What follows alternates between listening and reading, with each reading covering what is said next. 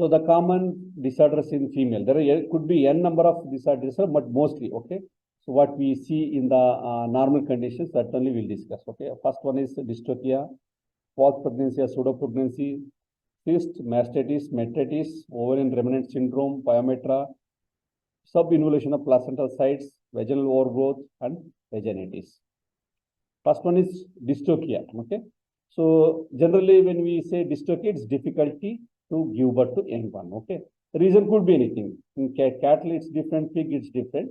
But in case of dog, generally, when there is a too small birth canal, okay, and oversized fetus and abnormal position of the fetus, okay. So these are the common three reasons which lead to dystocia.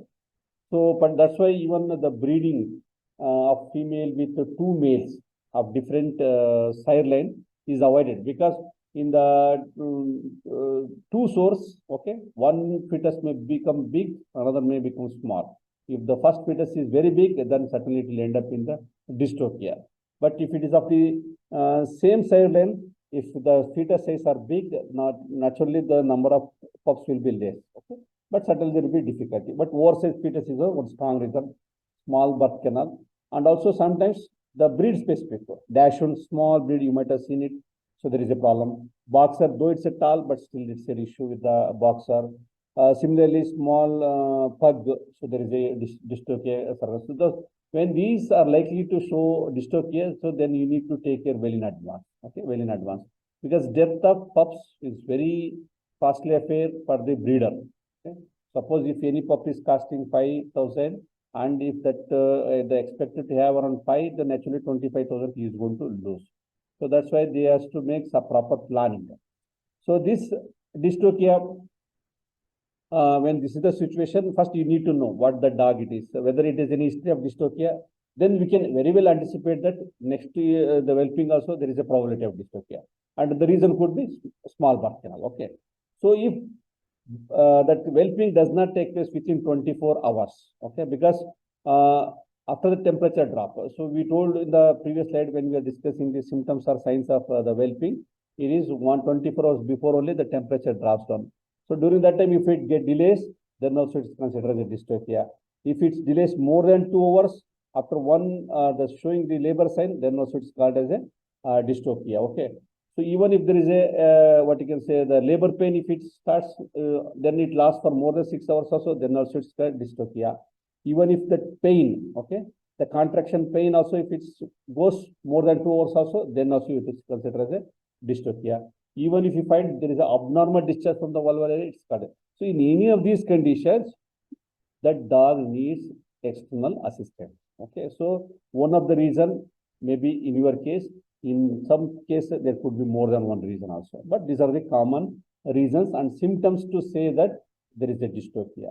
If there is a dystocia, then what is the solution?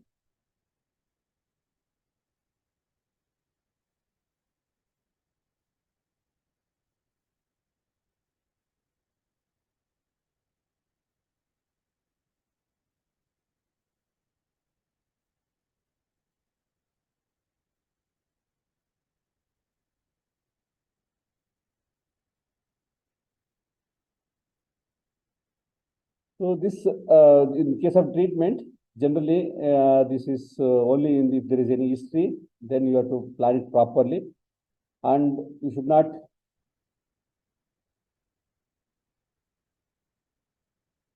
So when there is a what you can say the history of dystocia, then you have to plan very properly by taking the X-ray or ultrasound to assess the size of the fetus or number of the fetus. Okay, so if really everything is fine, but at the time of whelping, still the mother express that labor and it continues to show struggle. Okay, then you have to make sure that there is a proper relaxation of this birth canal knot. If not, then you have to go for the treatment. Okay, some cervix relaxation drugs.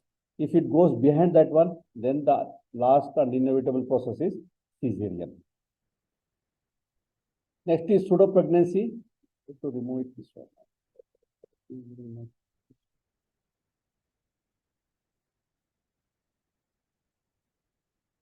So pseudo pregnancy, as I told you, so just immediately after the breeding, so either animal may end up with normal pregnancy or it may end up in the pseudo pregnancy. Okay, so it occurs at the end of the heat cycle and is characterized by weight gain, enlarged abdomen, swelling of the mammary gland, milk production. Means symptoms are more or less same. Okay, so what is the method to say that this is a pseudo pregnant? Only method is either ultrasonography or X-ray. So what is the treatment? So generally, in case of young animals, treatment is not recommended because it subsides on its own. Okay. If it's a repetitive, then you have to go for the treatment. Okay. But in any confirmed condition that this is the pseudo pregnancy, then you should not milk out. Okay. Then again, it enhances the signals to retain that pregnancy. The moment there is a suckling effect. Okay. So that's why you should not milk. And also, if there is any extreme condition, if really uncontrollable, unbearable, then you have to go for treatment of some, what you can say, corpus luteum suppressive drugs like prostaglandin. Okay. So such drugs will immediately knock down the corpus luteum, then immediately there is a cessation of the pregnancy symptoms. Next is cyst. Okay. Ear follicular cyst. So cyst means, there is no rupturing of the ova. Okay, it's supposed to ovulate, but it does not happen. Similarly, here also follicular cyst means it is before ovulation. Corpus luteum means this luteal cyst means, so after it should regress, it does not regress. But in case of dog, it's a follicular cyst which is filled with fluid. Okay, that is developed within the ovary, which is lead to prolonged secretion of estrogen and continuous sign of the estrus. Okay. And this ovulation may not occur during this abnormal estrous cycle, and this cyst should be suspected in any dog showing the signs of heat more than 40 days. It should last how many days? 9 to 14 days. But still, it continue to show all the stress symptoms. Means there is a cyst over the primary oocytes, but it's not getting ruptured. Okay, so thereby the estrogen hormone is maintained in the profile, and that has led to the extension of the estrous symptoms behind 12 days or 14 days up to the 40 days. Okay.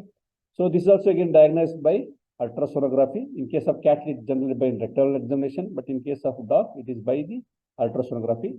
So if it is a repetitive, then better go for the removal of ovaries and uterus. Okay. And that too, if your dog is not breedable, or you can say you don't want to breed in the future, simply go for the spaying. But if you think that you want to have a pups in the near future, go for the hormonal treatment. Okay. Next is mastitis. As I told in that sow also, there is a MMA syndrome, mastitis, metritis, okay, agalexia syndrome. So here also, immediately after whelping, so either it end up in mastitis and metritis. Okay, there is a fair chance. Okay, depending upon the pregnancy or pseudo pregnancy. Mastitis is the inflammation of mammary gland. So here it's mainly due to the poor sanitary conditions, and also if there is an injury on the udder system, which will attract the bacteria. Okay, because the main source of mastitis is bacteria, not the virus. Okay, so mastitis, this may happen with a single teat, or the here we don't use the teat, rather glands. Okay, either the single gland, mammary gland, or the multiple. Means multiple means the whole mammary system, or it may be partial. Okay, and at that time, milk sometimes it may be normal, it may not be normal. So the affected gland may be painful, hot, or it may not be. So if mastitis persists, okay, continuously, and you take to a generalized infectious condition, then animal dog may show the fever. So naturally, when there is a fever, there is a depression, there is a poor appetite and lethargy. Okay. So at that time, when it becomes generalized fever, then that mother may show negligence on the pups. So if that inflammation continues for the long period, so then there will be a cessation of milk or absence of milk, leading to the weak puppies, or the puppies may end up with the death. Okay. So the same thing, it happens with the pig. Here also the same situation. Okay. So once you see that the mastitis, then at the time of this mastitis, so you make sure that with the what you can say, the medical treatment, you carry on at least for 3 to 4 weeks till that pups are maintained, or they're fit for the weaning. Okay. So if you could carry or manage till that weaning, so after weaning, then you have a lot of options. Okay. Because there simply by non-milking also, that mastitis will reduce to a great extent. So since the pups are there, you cannot avoid. Okay. But once you make sure that weaning has taken place, then that absence of milk itself will lead to what you can say, the improvement in the mastitis. So in case of a very painful condition, so then you have to go for the systemic antibiotic treatment. Mastitis, again, inflammation of uterus. Okay, so mostly this happens due to the retention of the placenta, or part, not all the placenta, part of the placenta, or sometimes one or two retained in the what you can say, the uterus. Okay, with the normal whelping. Sometimes even the dystocia also end up in the mastitis, because you are manipulating the uterus and birth canal, so thereby it attracts the infection. Sometimes one of the placental membrane is retained, so thereby it retains the birth canal or cervix open for a quite long time. So it will lead to entry of or intrusion of the bacteria into the uterus and end up in the mastitis. So the most common the bacterial load is E. coli. Okay, the primary sign of mastitis is discharge. Okay, immediately after this complete furrowing, after 2-3 days, till then you may not see the discharge. Okay, for 3-4 days, then gradually develops the infection, and you may see the pus discharge from the vulva. Okay, so this is a very clear-cut indication. When there is a pus discharge, so naturally it may lead to the generalized the fever condition. So if it becomes fever condition, then naturally that there is a loss in the appetite. Okay, so if this infection, what you can say, the secretion of pus may be a small intermittent, sometimes you may not see also. Okay, so there it may you may not come to know, but in the beginning it may show it's little bit this discharge, and later it may not show the discharge. Okay, so the best method is to go for the ultrasonography. The treatment is very easy. This method is also called as open pyometra. Okay, because since there is infection of the uterus, but there is a cervix is open. Okay, that's why it's called open pyometra. So this treatment includes administration of fluid, supportive treatment, and antibiotic. Okay, so if there is a retention of placenta, they give some ecbolics to remove the unwanted this placental membrane, and also if it is a repetitive, then you go for the staying. Okay, the same method is, if the closed cervix condition, then it becomes pyometra. Okay, only thing is that here the cervix is closed. Okay, pyometra is again a bacterial infection. Here mainly due to hormonal change, because when there is a cervix is closed, it means that there is a proper end of whelping. But in case of previous situation, the cervix is likely to continue or likely to be open behind the whelping period, means there is already entry of the infection inside the uterus. But in case of pyometra, there is a closure of cervix, but later due to the change in the hormone profile, okay, so that may lead to what you can say, development of the infection.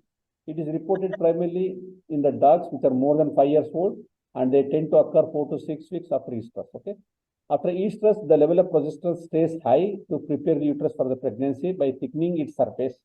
If the pregnancy does not occur for several cycles, then the lining inside the uterus continues to become thick, and cysts can form within the uterus. Okay, and these cysts and that accumulated uterus fluids becomes an ideal environment for the bacterial infection. Okay, means, so the change or the retention of the progesterone in the blood profile will lead to thickening of the surface, and additionally that fluid which is maintained inside the uterus, okay, both will become a ideal environment for the bacterial infection. Okay, so this pyometra can occur due to the administration of estrogen and also progesterone based medications sometimes. Okay, the signs are variable, include lethargy, poor appetite, increased thirst and urination, vomiting. So generally pyometra, the very unique symptoms are increased thirst, repeated drinking of water, okay, and the urination. So their first suspect is pyometra. When the cervix is open, there will be discharge and there will be bleeding. When the cervix is closed, there is no discharge. Okay, signs can be sometimes a shock or death, because if it's a closed pyometra and you are not come to, or you are not noticed it, and the things have become worse, so it lead to a poisoning case. Okay, so this can be diagnosed with the help of X-ray. The treatment is, one is the removal of ovaries and uterus. Okay, in case of younger animals, simply knock down the CL by giving PGF to alpha, and also any treatments which will what you can say, treat the infection inside the uterus. Okay, and observe repeatedly every 15 days whether still it is persisting or not, whether it is becoming or not. So once it becomes completely healed, then that dog will become normal. Otherwise, even the minor remnant of infection, if it remains, then again it will likely to end up in another pyometra incident. Ovarian remnant syndrome, okay, it is mainly when the dog was fed, the part of the what you can say, the ovarian tissue is remained in the fallopian tube or duct, okay, so that will lead into a syndrome. So what happens? So this most common the sign is the again there will be a swelling of vulva, flagging, standing to be mounted, means it shows the ovarian estrus symptoms. Okay, the option is only surgery. Sub-involution of placental sites. Okay, so immediately after normal whelping, the uterus should come back to its normal position. That is called involution process. Each species has got its own period and duration to become a normal unit or to getting its normal size. Okay, but here this uterus will not become to a normal size in a given time. Okay, so in that case, there will be a what you can say, the animal will not be a healthy type. Okay, so this, if it becomes curable, so it has to be given with some ecbolics, or you can say L tonics, which are supportive to the uterus. Okay, which will remove all the unwanted and it will bring back to the normal size. Okay, if does not happen repeatedly, then again spaying is the option. Vaginal overgrowth, it's also called as prolapse. It's very common, particularly in the high breeding efficiency dogs. Okay, there will be a vaginal growth. Vaginal tissue becomes swollen during the estrus, and this swollen vaginal tissue may be seen through the vulva. This condition is caused by the estrogen. Okay, mostly in the young dogs. This can be diagnosed through medical history or physical examination or through laboratory test. So this can be resolved on its own. Okay. But however, if it persists, okay, then there are some treatments. Okay, one is just to, you will not make the dog to get aggressive, because when there is a prolapse, it's a very delicate tissue. You all know it. Okay, prolapse of vagina, it is a very delicate.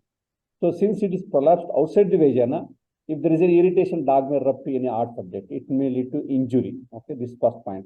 And since it is a delicate part, it is exposed. Okay, it may attract the infection. Okay, so since it is going to resolve on its own, you should make sure that during that period, that exposed part should not become irritant to the dogs. Okay, the one is give some supportive therapy. Okay, and also you to avoid licking by the own dog, so you put the head collar, is the Elizabethan color, what we call it as, to prevent the licking by dog itself. Okay, so and also if this is a repeated, because these are all recurring incidents, particularly prolapse, vaginal prolapse. So in case of cat, they go for the stitching, but in case of dog, it's not possible. If it is a artificial insemination, then this condition is not an issue. But if you want to go for the natural breeding, then it's difficult. Okay, and this you are not going to use for the breeding purpose, then the option is spaying only. Vaginitis is simply inflammation of vagina. The treatment is simply antibiotic.